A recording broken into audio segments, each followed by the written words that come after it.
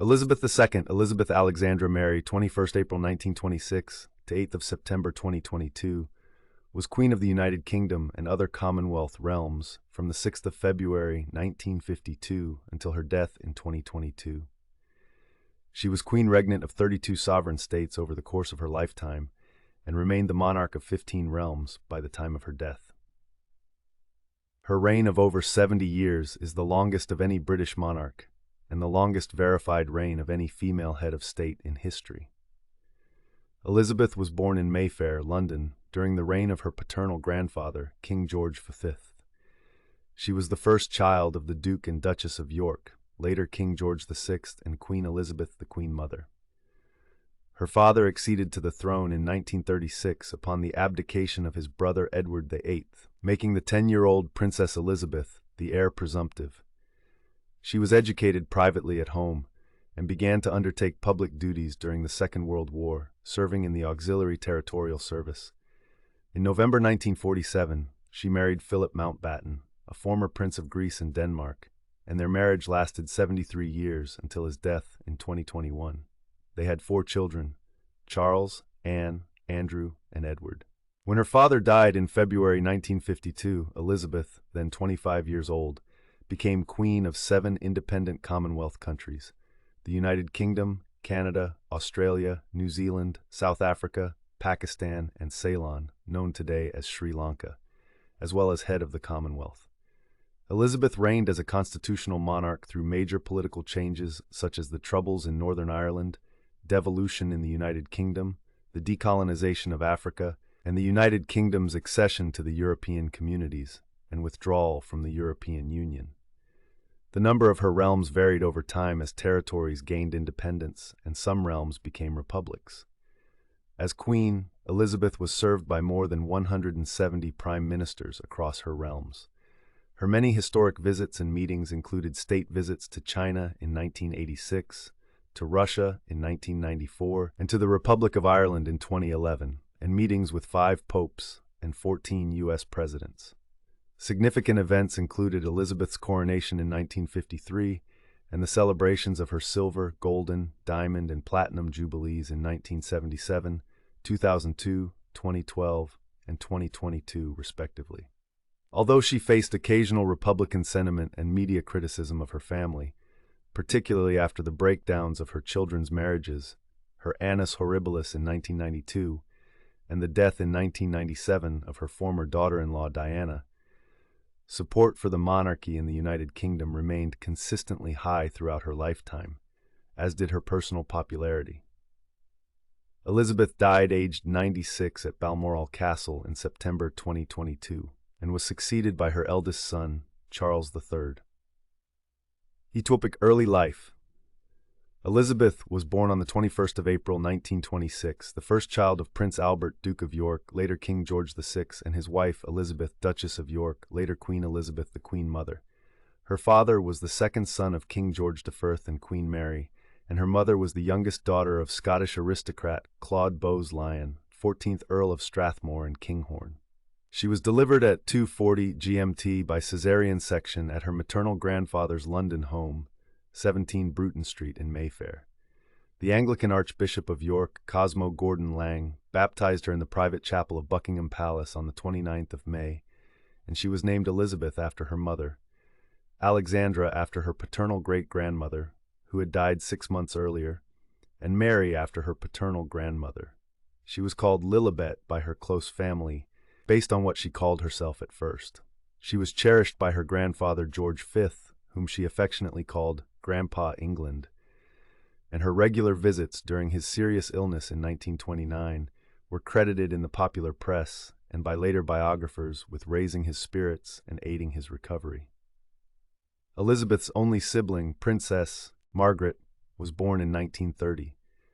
The 2 princesses were educated at home under the supervision of their mother and their governess, Marion Crawford. Lessons concentrated on history, language, literature, and music. Crawford published a biography of Elizabeth and Margaret's childhood years entitled The Little Princesses in 1950, much to the dismay of the royal family. The book describes Elizabeth's love of horses and dogs, her orderliness, and her attitude of responsibility. Others echoed such observations. Winston Churchill described Elizabeth when she was 2 as a character. She has an air of authority and reflectiveness astonishing in an infant. Her cousin Margaret Rhodes described her as a jolly little girl, but fundamentally sensible and well-behaved. Elizabeth's early life was spent primarily at the Yorks' residences at 145 Piccadilly, their townhouse in London, and Royal Lodge in Windsor. Topic: Heir presumptive. During her grandfather's reign, Elizabeth was third in the line of succession to the British throne, behind her uncle Edward, Prince of Wales, and her father. Although her birth generated public interest, she was not expected to become queen, as Edward was still young and likely to marry and have children of his own, who would precede Elizabeth in the line of succession. When her grandfather died in 1936, and her uncle succeeded as Edward VIII, she became second in line to the throne after her father. Later that year, Edward abdicated after his proposed marriage to divorced American socialite Wallis Simpson provoked a constitutional crisis. Consequently, Elizabeth's father became king, taking the regnal name George VI. Since Elizabeth had no brothers, she became heir presumptive. If her parents had subsequently had a son, he would have been heir apparent and above her in the line of succession, which was determined by the male preference primogeniture in effect at the time. Elizabeth received private tuition in constitutional history from Henry Martin, vice provost of Eton College, and learned French from a succession of native-speaking governesses. A Girl Guides Company, the first Buckingham Palace Company, was formed specifically so she could socialize with girls her age. Later, she was enrolled as a sea ranger. In 1939, Elizabeth's parents toured Canada and the United States. As in 1927, when they had toured Australia and New Zealand, Elizabeth remained in Britain since her father thought she was too young to undertake public tours. She looked tearful as her parents departed. They corresponded regularly, and she and her parents made the first royal transatlantic telephone call on the 18th of May. In September 1939, Britain entered the Second World War. Lord Hailsham suggested that Princesses Elizabeth and Margaret should be evacuated to Canada to avoid the frequent aerial bombings of London by the Luftwaffe. This was rejected by their mother, who declared, "The children won't go without me. I won't leave without the king, and the king will never leave." The princesses stayed at Balmoral Castle, Scotland, until Christmas 1939, when they moved to Sandringham House, Norfolk. From February to May 1940, they lived at Royal Lodge, Windsor, until moving to Windsor Castle, where they lived for most of the next 5 years. At Windsor, the princesses staged pantomimes at Christmas in aid of the Queen's Wool Fund, which bought yarn to knit into military garments. In 1940, the 14-year-old Elizabeth made her first radio broadcast during the BBC's Children's Hour, addressing other children who had been evacuated from the cities. She stated, "We are trying to do all we can to help our gallant sailors, soldiers, and airmen, and we are trying, too, to bear our own share of the danger and sadness of war. We know, every one of us, that in the end all will be well." In 1943, Elizabeth undertook her first solo public appearance on a visit to the Grenadier Guards, of which she had been appointed colonel the previous year. As she approached her 18th birthday, Parliament changed the law so that she could act as one of 5 counselors of state in the event of her father's incapacity or absence abroad, such as his visit to Italy in July 1944. In February 1945, she was appointed an honorary second subaltern in the Auxiliary Territorial Service with the service number 230873. She trained as a driver and mechanic and was given the rank of honorary junior commander, female equivalent of captain at the time, 5 months later. At the end of the war in Europe, on Victory in Europe Day, Elizabeth and Margaret mingled incognito with the celebrating crowds in the streets of London. Elizabeth later said in a rare interview, "We asked my parents if we could go out and see for ourselves. I remember we were terrified of being recognized. I remember lines of unknown people linking arms and walking down Whitehall, all of us just swept along on a tide of happiness and relief." During the war, plans were drawn to quell Welsh nationalism by affiliating Elizabeth more closely with Wales. Proposals, such as appointing her constable of Caernarfon Castle or a patron of Urd Gobeith Cymru, the Welsh League of Youth, were abandoned for several reasons, including fear of associating Elizabeth with conscientious objectors in the Yrd at a time when Britain was at war. Welsh politicians suggested she be made Princess of Wales on her 18th birthday. Home Secretary Herbert Morrison supported the idea, but the king rejected it because he felt such a title belonged solely to the wife of a Prince of Wales, and the Prince of Wales had always been the heir apparent. In 1946, she was inducted into the Gorset of Bards at the National Eisteddfod of Wales. Elizabeth went on her first overseas tour in 1947, accompanying her parents through southern Africa. During the tour, in a broadcast to the British Commonwealth on her 21st birthday, she made the following pledge: "I declare before you all that my whole life, whether it be long or short, shall be devoted to your service and the service of our great imperial family to which we all belong. But I shall not have strength to carry out this resolution alone unless you join in it with me, as I now invite you to do. I know that your support will be unfailingly given. God help me to make good my vow, and God bless all of you who are willing to share in it." Marriage. Elizabeth met her future husband, Prince Philip of Greece and Denmark, in 1934 and again in 1937. They were second cousins once removed through King Christian IX of Denmark and third cousins through Queen Victoria. After meeting for the third time at the Royal Naval College in Dartmouth in July 1939, Elizabeth, though only 13 years old, said she fell in love with Philip, who was 18, and they began to exchange letters. She was 21 when their engagement was officially announced on the 9th of July 1947. The engagement attracted some controversy. Philip had no financial standing, was foreign-born, though a British subject who had served in the Royal Navy throughout the Second World War, and had sisters who had married German noblemen with Nazi links. Marion Crawford wrote, "Some of the king's advisers did not think him good enough for her. He was a prince without a home or kingdom." Some of the papers played long and loud tunes on the string of Philip's foreign origin. Later biographies reported that Elizabeth's mother had reservations about the union initially and teased Philip as the Hun. In later life, however, she told the biographer Tim Heald that Philip was an English gentleman. Before the marriage, Philip renounced his Greek and Danish titles, officially converted from Greek Orthodoxy to Anglicanism, and adopted the style Lieutenant Philip Mountbatten, taking the surname of his mother's British family. Shortly before the wedding, he was created Duke of Edinburgh and granted the style His Royal Highness. Elizabeth and Philip were married on the 20th of November 1947 at Westminster Abbey. They received 2,500 wedding gifts from around the world. Elizabeth required ration coupons to buy the material for her gown, which was designed by Norman Hartnell, because Britain had not yet completely recovered from the devastation of the war.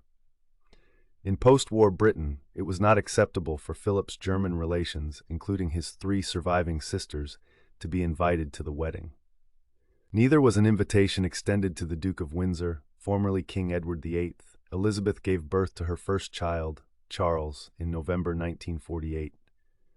1 month earlier, the king had issued letters patent allowing her children to use the style and title of a royal prince or princess, to which they otherwise would not have been entitled, as their father was no longer a royal prince. A second child, Princess Anne, was born in August 1950. Following their wedding, the couple leased Windlesham Moor, near Windsor Castle, until July 1949, when they took up residence at Clarence House in London. At various times between 1949 and 1951, the Duke of Edinburgh was stationed in the British Crown colony of Malta as a serving Royal Navy officer. He and Elizabeth lived intermittently in Malta for several months at a time in the hamlet of Guardamangia at Villa Guardamangia, the rented home of Philip's uncle Lord Mountbatten. Their 2 children remained in Britain. Reign. Accession and coronation. As George VI's health declined during 1951, Elizabeth frequently stood in for him at public events. When she visited Canada and Harry S. Truman in Washington, D.C. in October 1951, her private secretary Martin Charteris carried a draft accession declaration in case the king died while she was on tour. In early 1952, Elizabeth and Philip set out for a tour of Australia and New Zealand by way of the British colony of Kenya. On the 6th of February, they had just returned to their Kenyan home, Sagana Lodge, after a night spent at Treetops Hotel, when word arrived of the death of Elizabeth's father. Philip broke the news to the new queen. She chose to retain Elizabeth as her regnal name, and was therefore called Elizabeth II. The numeral offended some Scots, as she was the first Elizabeth to rule in Scotland. She was proclaimed queen throughout her realms, and the royal party hastily returned to the United Kingdom. Elizabeth and Philip moved into Buckingham Palace. With Elizabeth's accession, it seemed possible that the royal house would take her husband's name, in line with the custom for married women of the time. Lord Mountbatten advocated for House of Mountbatten, and Philip suggested House of Edinburgh after his ducal title.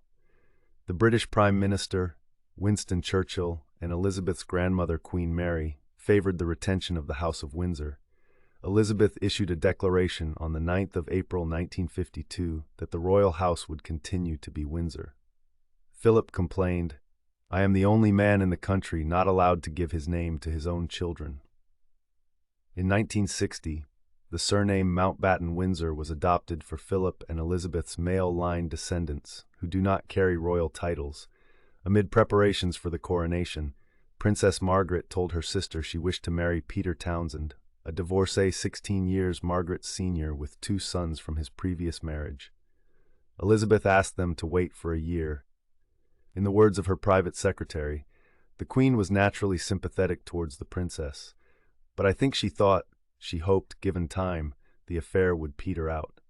Senior politicians were against the match, and the Church of England did not permit remarriage after divorce. If Margaret had contracted a civil marriage, she would have been expected to renounce her right of succession. Margaret decided to abandon her plans with Townsend.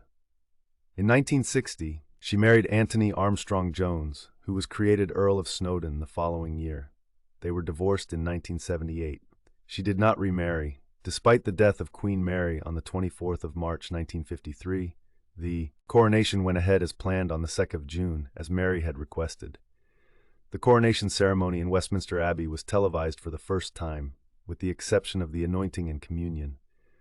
On Elizabeth's instruction, her coronation gown was embroidered with the floral emblems of Commonwealth countries. Typic early reign. From Elizabeth's birth onwards, the British Empire continued its transformation into the Commonwealth of Nations. By the time of her accession in 1952, her role as head of multiple independent states was already established.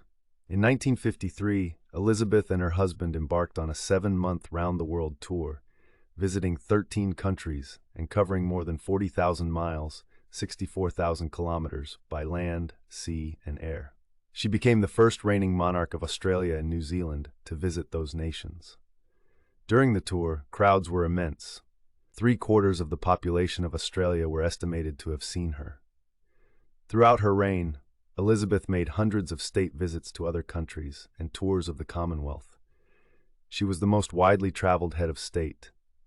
In 1956, the British and French prime ministers, Sir Anthony Eden and Guy Mollet, discussed the possibility of France joining the Commonwealth. The proposal was never accepted, and the following year France signed the Treaty of Rome, which established the European Economic Community, the precursor to the European Union. In November 1956, Britain and France invaded Egypt in an ultimately unsuccessful attempt to capture the Suez Canal. Lord Mountbatten said Elizabeth was opposed to the invasion, though Eden denied it. Eden resigned 2 months later.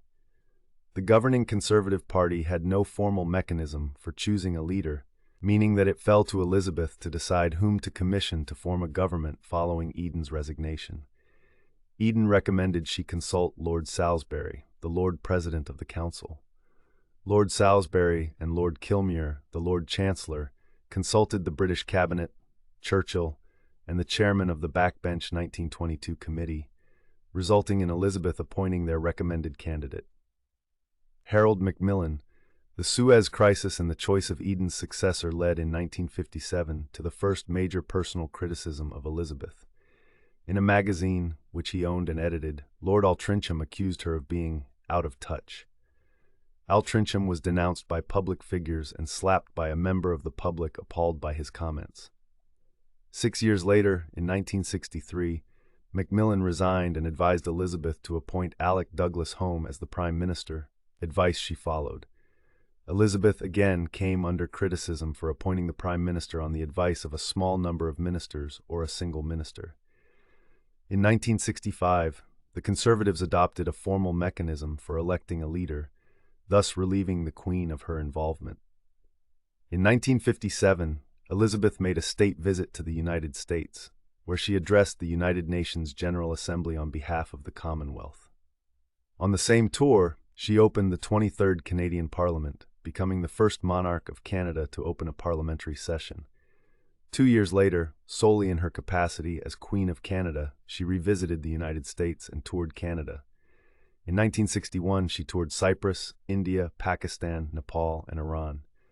On a visit to Ghana the same year, she dismissed fears for her safety, even though her host, President Kwame Nkrumah, who had replaced her as head of state, was a target for assassins. Harold Macmillan wrote, "The Queen has been absolutely determined all through. She is impatient of the attitude towards her to treat her as a film star. She has indeed the heart and stomach of a man.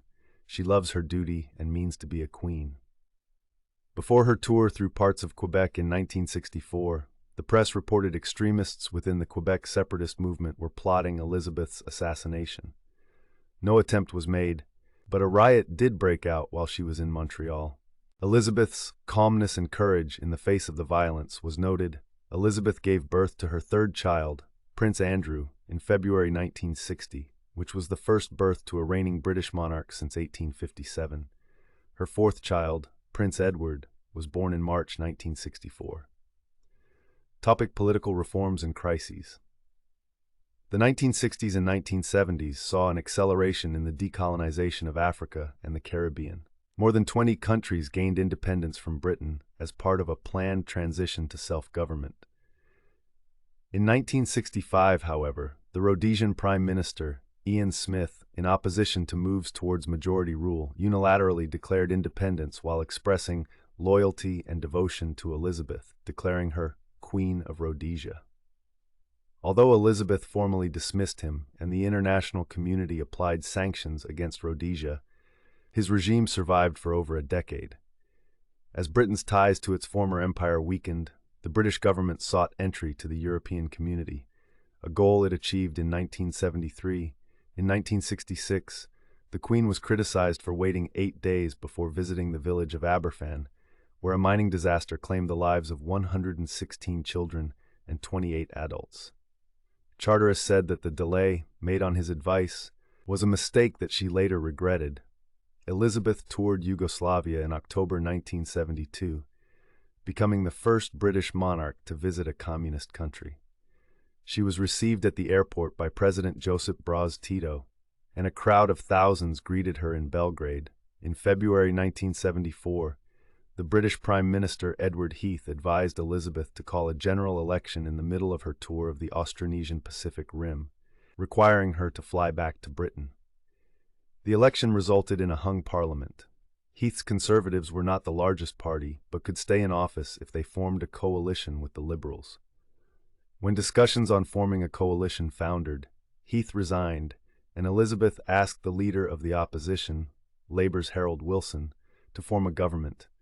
A year later, at the height of the 1975 Australian constitutional crisis, the Australian Prime Minister, Gough Whitlam, was dismissed from his post by Governor-General Sir John Kerr after the opposition-controlled Senate rejected Whitlam's budget proposals. As Whitlam had a majority in the House of Representatives, Speaker Gordon Scholes appealed to Elizabeth to reverse Kerr's decision. She declined, saying she would not interfere in decisions reserved by the Constitution of Australia for the Governor-General. The crisis fueled Australian republicanism. In 1977, Elizabeth marked the silver jubilee of her accession. Parties and events took place throughout the Commonwealth, many coinciding with her associated national and Commonwealth tours.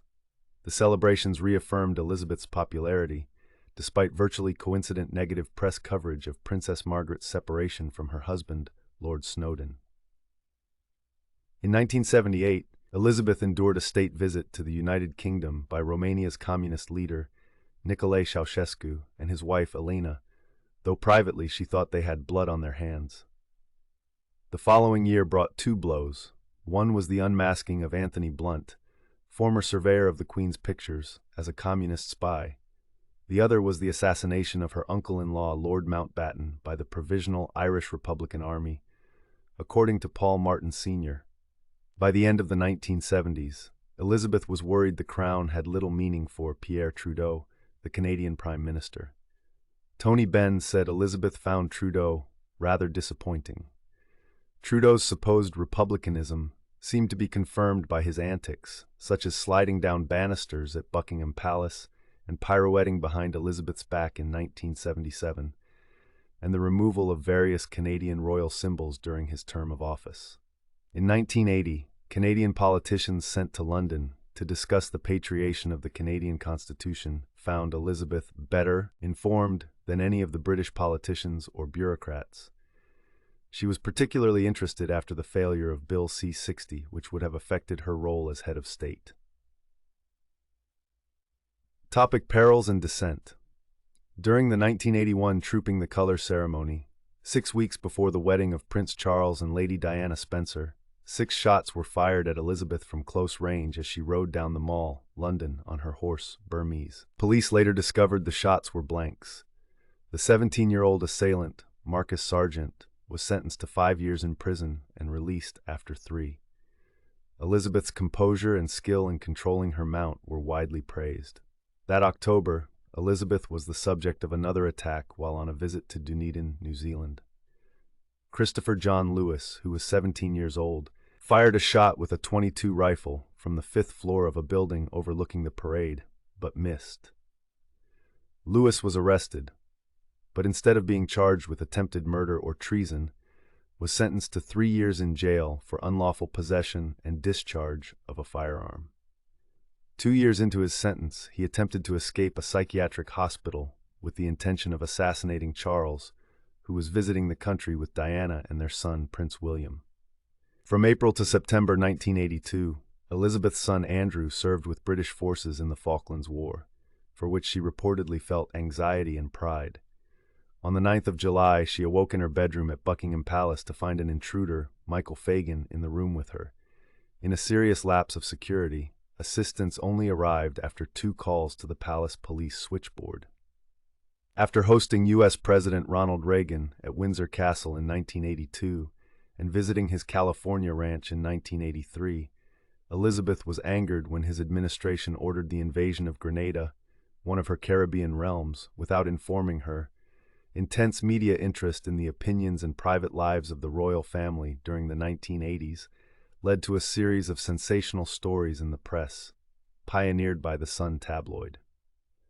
As Kelvin Mackenzie, editor of The Sun, told his staff, "Give me a Sunday for Monday splash on the royals. Don't worry if it's not true, so long as there's not too much of a fuss about it afterwards." Newspaper editor Donald Trelford wrote in The Observer of the 21st of September 1986, "The royal soap opera has now reached such a pitch of public interest that the boundary between fact and fiction has been lost sight of. It is not just that some papers don't check their facts or accept denials. They don't care if the stories are true or not." It was reported, most notably in the Sunday Times of 20th of July 1986, that Elizabeth was worried that Margaret Thatcher's economic policies fostered social divisions and was alarmed by high unemployment, a series of riots, the violence of a miners' strike, and Thatcher's refusal to apply sanctions against the apartheid regime in South Africa. The sources of the rumors included royal aide Michael Shea and Commonwealth Secretary General Sridath Ramphal, but Shea claimed his remarks were taken out of context and embellished by speculation. Thatcher reputedly said Elizabeth would vote for the Social Democratic Party, Thatcher's political opponents. Thatcher's biographer John Campbell claimed the report was a piece of journalistic mischief-making. Reports of acrimony between them were exaggerated, and Elizabeth gave 2 honors in her personal gift, membership in the Order of Merit and the Order of the Garter, to Thatcher after her replacement as Prime Minister by John Major. Brian Mulroney, Canadian Prime Minister between 1984 and 1993, said Elizabeth was a behind-the-scenes force in ending apartheid. In 1986, Elizabeth paid a 6-day state visit to the People's Republic of China, becoming the first British monarch to visit the country. The tour included the Forbidden City, the Great Wall of China, and the Terracotta Warriors. At a state banquet, Elizabeth joked about the first British emissary to China being lost at sea with Queen Elizabeth I's letter to the Wanli Emperor, and remarked, "Fortunately, postal services have improved since 1602. Elizabeth's visit also signified the acceptance of both countries that sovereignty over Hong Kong would be transferred from the United Kingdom to China in 1997. By the end of the 1980s, Elizabeth had become the target of satire. The involvement of younger members of the royal family in the charity game show It's a Royal Knockout in 1987 was ridiculed. In Canada, Elizabeth publicly supported politically divisive constitutional amendments, prompting criticism from opponents of the proposed changes, including Pierre Trudeau. The same year, the elected Fijian government was deposed in a military coup. As monarch of Fiji, Elizabeth supported the attempts of Governor-General Ratu Sir Ganilau to assert executive power and negotiate a settlement. Coup leader Sitiveni Rabuka deposed Ganilau and declared Fiji a republic. Big turbulent years. In the wake of coalition victory in the Gulf War, Elizabeth became the first British monarch to address a joint meeting of the United States Congress in May 1991. On the 24th of November 1992, in a speech to mark the Ruby Jubilee of her accession to the throne, Elizabeth called 1992 her Annus Horribilis, a Latin phrase meaning horrible year. Republican feeling in Britain had risen because of press estimates of Elizabeth's private wealth, contradicted by the palace, and reports of affairs and strained marriages among her extended family. In March, her second son, Prince Andrew, separated from his wife, Sarah. Her daughter, Princess Anne, divorced Captain Mark Phillips in April. Angry demonstrators in Dresden threw eggs at Elizabeth during a state visit to Germany in October, and a large fire broke out at Windsor Castle, one of her official residences, in November. The monarchy came under increased criticism and public scrutiny. In an unusually personal speech, Elizabeth said that any institution must expect criticism, but suggested it might be done with a touch of humor, gentleness, and understanding. 2 days later, John Major announced plans to reform the royal finances, drawn up the previous year, including Elizabeth paying income tax from 1993 onwards, and a reduction in the civil list. In December, Prince Charles and his wife Diana formally separated. At the end of the year, Elizabeth sued the Sun newspaper for breach of copyright when it published the text of her annual Christmas message 2 days before it was broadcast. The newspaper was forced to pay her legal fees and donated £200,000 to charity. Elizabeth's solicitors had taken successful action against the Sun 5 years earlier for breach of copyright after it published a photograph of her daughter-in-law, the Duchess of York, and her granddaughter, Princess Beatrice. In January 1994, Elizabeth broke the scaphoid bone in her left wrist as the horse she was riding at Sandringham tripped and fell. In October 1994, she became the first reigning British monarch to set foot on Russian soil. In October 1995, Elizabeth was tricked into a hoax call by Montreal radio host Pierre Brassard, impersonating Canadian Prime Minister Jean Chrétien.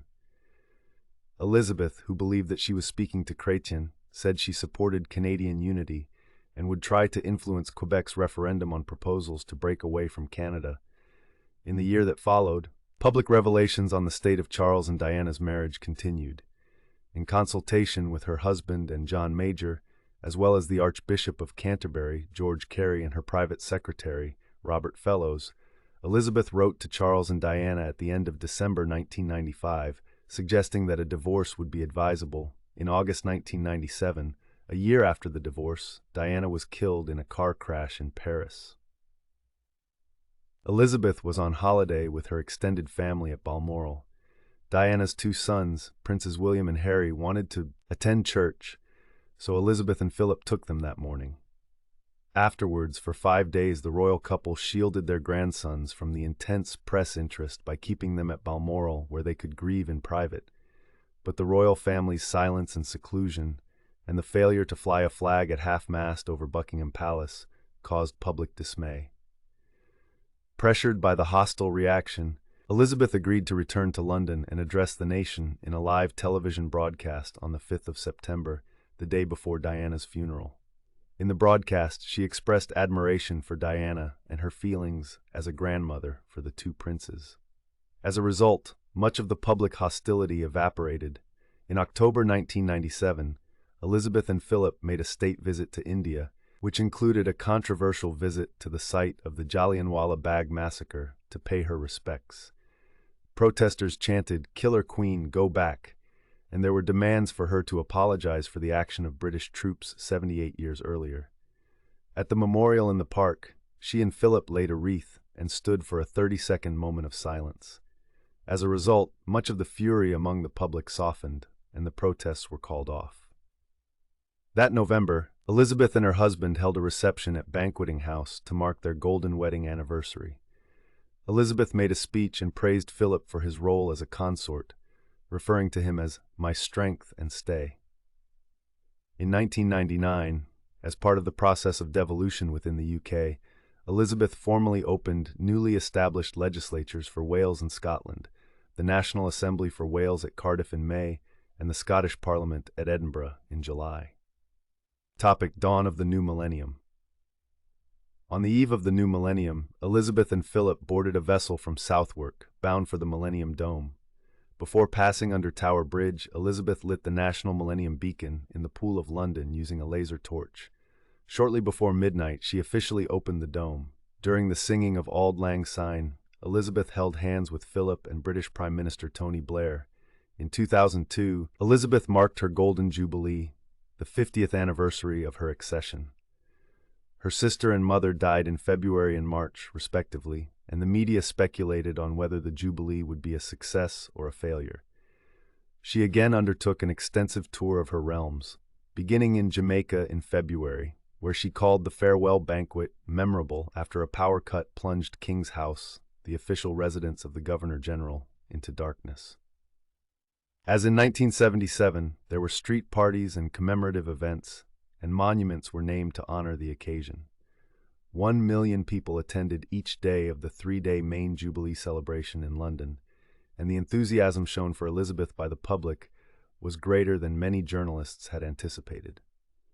In 2003, Elizabeth sued the Daily Mirror for breach of confidence and obtained an injunction which prevented the outlet from publishing information gathered by a reporter who posed as a footman at Buckingham Palace.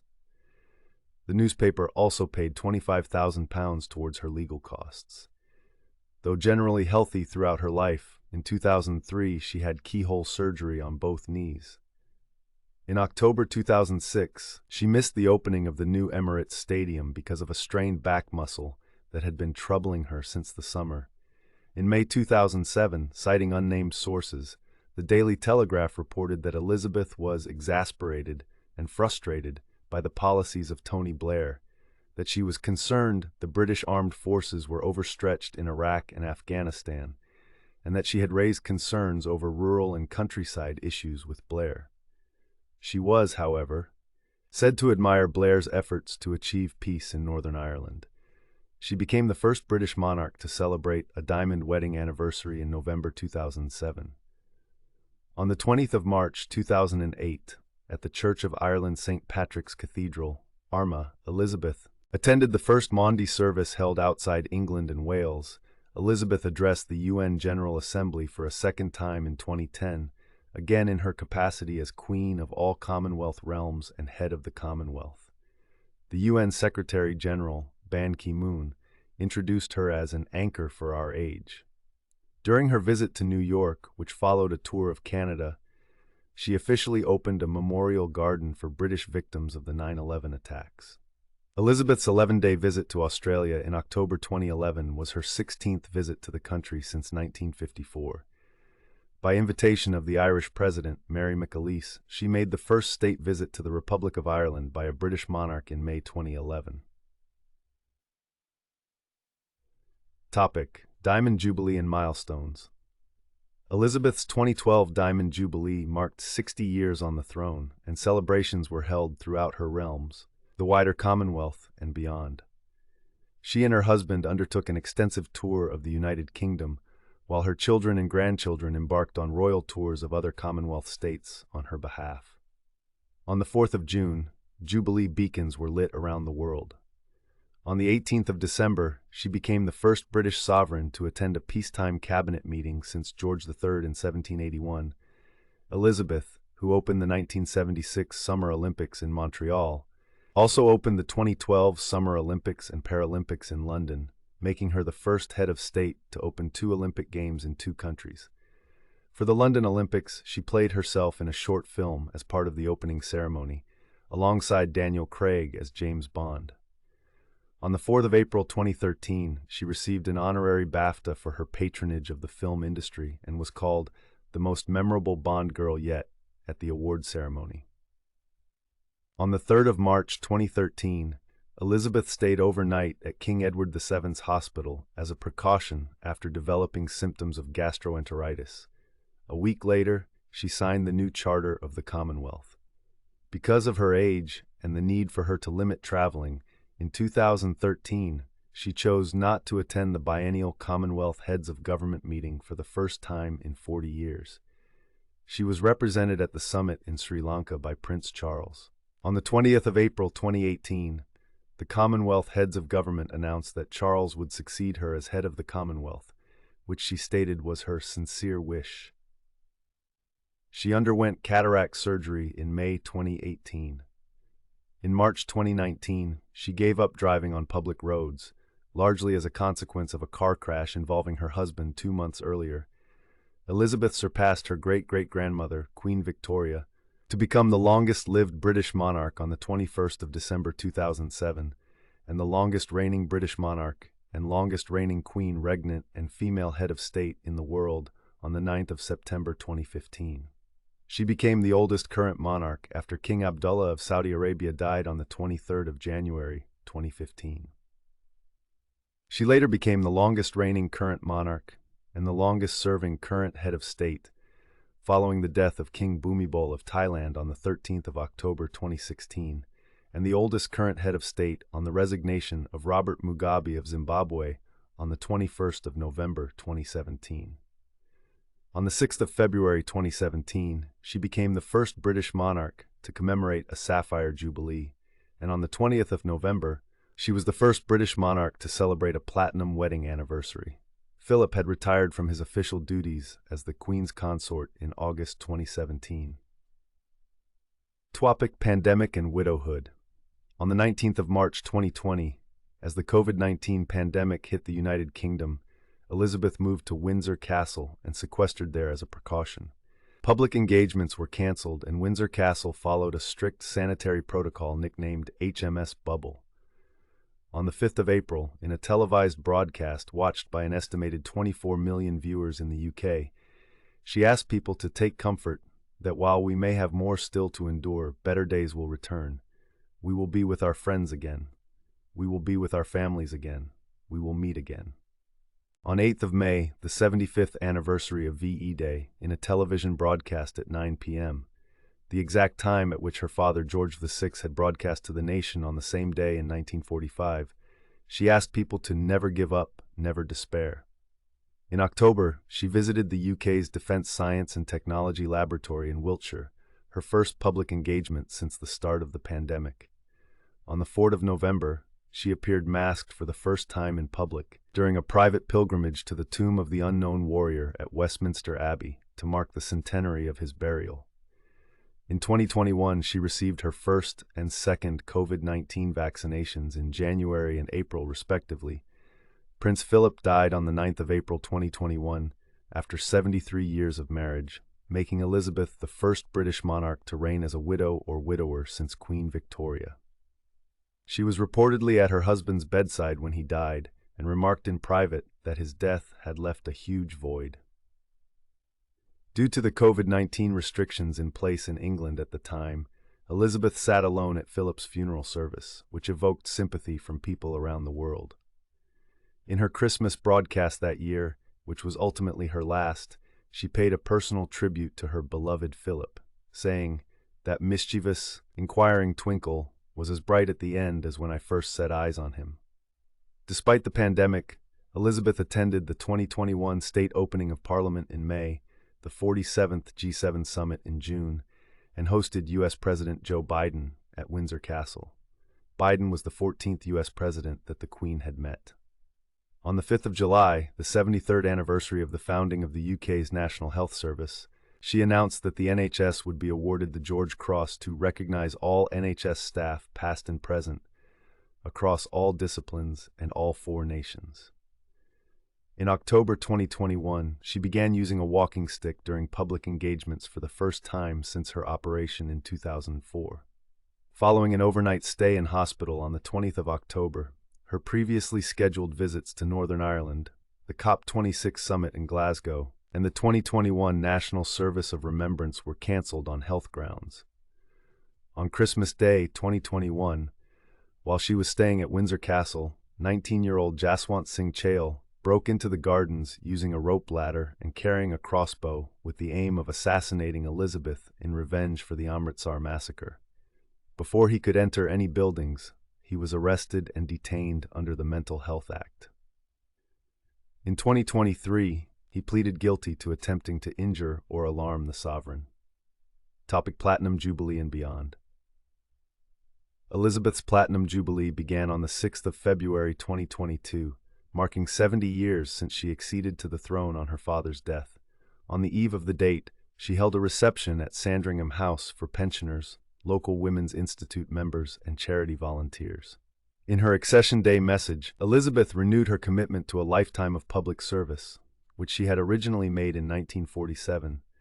Later that month, Elizabeth had mild cold-like symptoms and tested positive for COVID-19, along with some staff and family members. She canceled 2 virtual audiences on the 22nd of February, but held a phone conversation with British Prime Minister Boris Johnson the following day amid a crisis on the Russo-Ukrainian border, following which she made a donation to the Disasters Emergency Committee, DEC, Ukraine Humanitarian Appeal. On the 28th of February, she was reported to have recovered and spent time with her family at Frogmore. On the 7th of March, Elizabeth met Canadian Prime Minister Justin Trudeau at Windsor Castle in her first in-person engagement since her COVID diagnosis. She later remarked that COVID infection leaves one very tired and exhausted. It's not a nice result. Elizabeth was present at the service of Thanksgiving for Prince Philip at Westminster Abbey on the 29th of March, but was unable to attend the annual Commonwealth Day service that month, or the Royal Maundy service in April, due to episodic mobility problems. She missed the state opening of Parliament in May for the first time in 59 years. She did not attend the 1959 and 1963 state openings as she was pregnant with Prince Andrew and Prince Edward, respectively. In her absence, Parliament was opened by the Prince of Wales and the Duke of Cambridge as councillors of state. During the Platinum Jubilee celebrations, Elizabeth was largely confined to balcony appearances and missed the national service of Thanksgiving. For the Jubilee concert, she took part in a sketch with Paddington Bear that opened the event outside Buckingham Palace. On the 13th of June, she became the second longest reigning monarch in history among those whose exact dates of reign are known, with 70 years, 127 days reigned, surpassing King Bhumibol Adulyadej of Thailand. On the 6th of September, she appointed her 15th British Prime Minister, Liz Truss, at Balmoral Castle in Scotland. This marked the only time she did not receive a new Prime Minister at Buckingham Palace during her reign. No other British reign had seen so many Prime Ministers. The Queen's last public message was issued on the 7th of September to her Canadian people. In the aftermath of the Saskatchewan stabbings, Elizabeth never planned to abdicate, though she took on fewer public engagements as she grew older and Prince Charles took on more of her duties. The Queen told Canadian Governor-General Adrienne Clarkson in a meeting in 2002 that she would never abdicate, saying, "It is not our tradition. Although I suppose if I became completely gaga, one would have to do something." In June 2022, Elizabeth met the Archbishop of Canterbury, Justin Welby, who came away thinking there is someone who has no fear of death, has hope in the future, knows the rock on which she stands, and that gives her strength. Itapulk, death. On the 8th of September 2022, Buckingham Palace released a statement which read, "Following further evaluation this morning, the Queen's doctors are concerned for Her Majesty's health and have recommended she remain under medical supervision. The Queen remains comfortable and at Balmoral."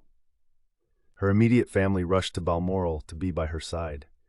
She died peacefully at 15:10 BST at the age of 96, with two of her children, Charles and Anne, by her side.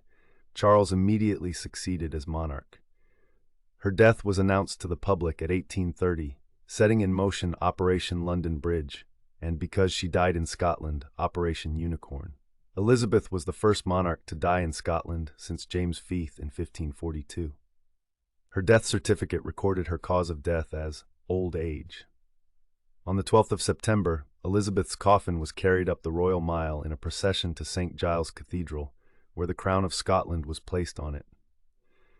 Her coffin lay at rest at the cathedral for 24 hours, guarded by the Royal Company of Archers, during which around 33,000 people filed past the coffin. It was taken by air to London on the 13th of September. On the 14th of September, her coffin was taken in a military procession from Buckingham Palace to Westminster Hall, where Elizabeth lay in state for 4 days. The coffin was guarded by members of both the sovereign's bodyguard and the household division. An estimated 250,000 members of the public filed past the coffin, as did politicians and other public figures. On the 16th of September, Elizabeth's children held a vigil around her coffin, and the next day her 8 grandchildren did the same. Elizabeth's state funeral was held at Westminster Abbey on the 19th of September, which marked the first time that a monarch's funeral service had been held at the Abbey since George II in 1760. More than 1 million people lined the streets of central London, and the day was declared a holiday in several Commonwealth countries. In Windsor, a final procession involving 1,000 military personnel took place, which 97,000 people witnessed. Elizabeth's fell pony and 2 royal corgis stood at the side of the procession.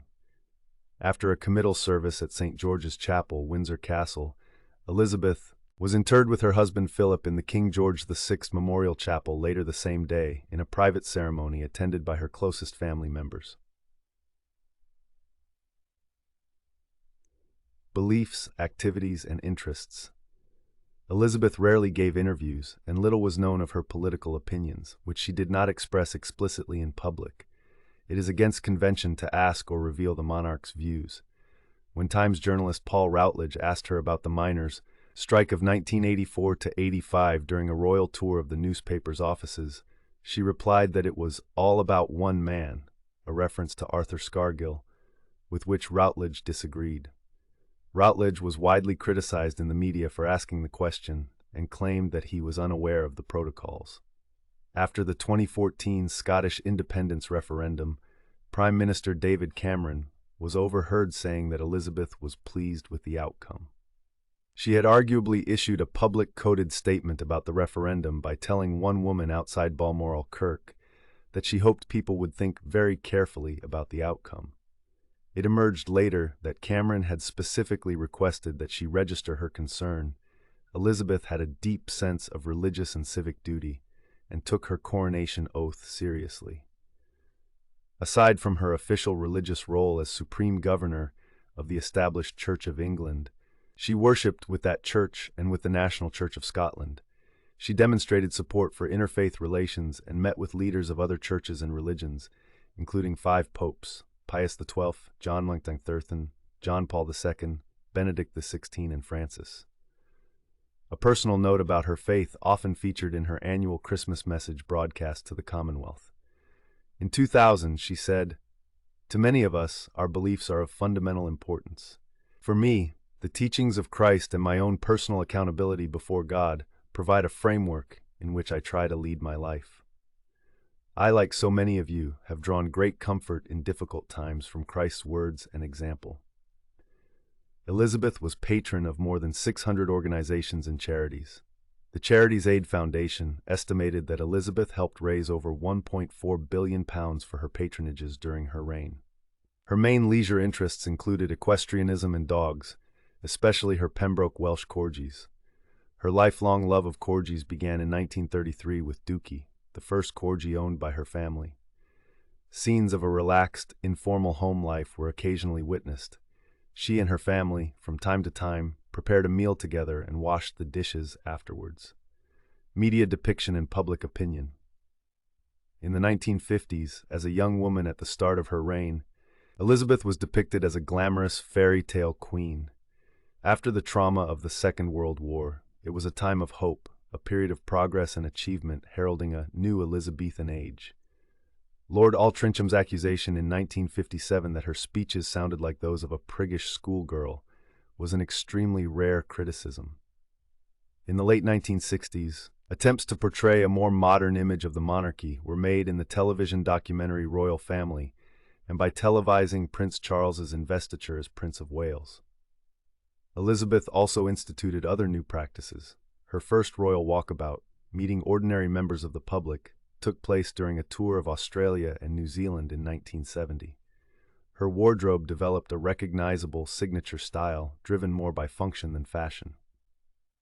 In public, she took to wearing mostly solid-color overcoats and decorative hats, allowing her to be seen easily in a crowd. By the end of her reign, nearly one-third of Britons had seen or met Elizabeth in person. At Elizabeth's Silver Jubilee in 1977, the crowds and celebrations were genuinely enthusiastic. But in the 1980s, public criticism of the royal family increased as the personal and working lives of Elizabeth's children came under media scrutiny. Her popularity sank to a low point in the 1990s. Under pressure from public opinion, she began to pay income tax for the first time, and Buckingham Palace was opened to the public. Although support for republicanism in Britain seemed higher than at any time in living memory, Republican ideology was still a minority viewpoint, and Elizabeth herself had high approval ratings. Criticism was focused on the institution of the monarchy itself and the conduct of Elizabeth's wider family, rather than her own behavior and actions. Discontent with the monarchy reached its peak on the death of Diana, Princess of Wales, although Elizabeth's personal popularity, as well as general support for the monarchy, rebounded after her live television broadcast to the world 5 days after Diana's death. In November 1999, a referendum in Australia on the future of the Australian monarchy favored its retention in preference to an indirectly elected head of state. Many Republicans credited Elizabeth's personal popularity with the survival of the monarchy in Australia. In 2010, Prime Minister Julia Gillard noted that there was a deep affection for Elizabeth in Australia and that another referendum on the monarchy should wait until after her reign. Gillard's successor, Malcolm Turnbull, who led the Republican campaign in 1999, similarly believed that Australians would not vote to become a republic in her lifetime. "She's been an extraordinary head of state," Turnbull said in 2021, "and I think, frankly, in Australia there are more Elizabethans than there are monarchists." Similarly, referendums in both Tuvalu in 2008 and St. Vincent and the Grenadines in 2009 saw voters reject proposals to become republics. Polls in Britain in 2006 and 2007 revealed strong support for the monarchy, and in 2012, Elizabeth's Diamond Jubilee year, her approval ratings hit 90%. Her family came under scrutiny again in the last few years of her life due to her son Andrew's association with convicted sex offenders Jeffrey Epstein and Ghislaine Maxwell, his lawsuit with Virginia Giuffre amidst accusations of sexual impropriety, and her grandson Harry and his wife Meghan's exit from the working royal family and subsequent move to the United States. Polling in Great Britain during the Platinum Jubilee, however, showed support for maintaining the monarchy, and Elizabeth's personal popularity remained strong. As of 2021, she remained the third most admired woman in the world according to the annual Gallup poll, her 52 appearances on the list, meaning she had been in the top 10 more than any other woman in the poll's history. Elizabeth was portrayed in a variety of media by many notable artists, including painters Pietro Annigoni, Peter Blake, Chinwe Chukwuogo Roy, Terence Cuneo, Lucian Freud, Rolf Harris, Damien Hirst, Juliet Panet, and Tyshawn Schierenberg. Notable photographers of Elizabeth included Cecil Beaton, Yusuf Karsh, Anwar Hussein, Annie Leibovitz, Lord Lichfield, Terry O'Neill, John Swannell, and Dorothy Wilding. The first official portrait photograph of Elizabeth was taken by Marcus Adams in 1926. Titles, styles, honors, and arms. To up titles and styles, Elizabeth held many titles and honorary military positions throughout the Commonwealth, was sovereign of many orders in her own countries, and received honors and awards from around the world. In each of her realms, she had a distinct title that follows a similar formula: Queen of St. Lucia and of her other realms and territories in St. Lucia, Queen of Australia and her other realms and territories in Australia, etc. In the Isle of Man, which is a crown dependency rather than a separate realm, she was known as Lord of Man. Elizabeth was also styled Defender of the Faith. Arms. From the 21st of April 1944 until her accession, Elizabeth's arms consisted of a lozenge bearing the royal coat of arms of the United Kingdom, differenced with a label of 3 points argent, the center point bearing a Tudor rose, and the first and third a cross of St. George. Upon her accession, she inherited the various arms her father held as sovereign. Elizabeth also possessed royal standards and personal flags for use in the United Kingdom, Canada, Australia, New Zealand, Jamaica, and elsewhere.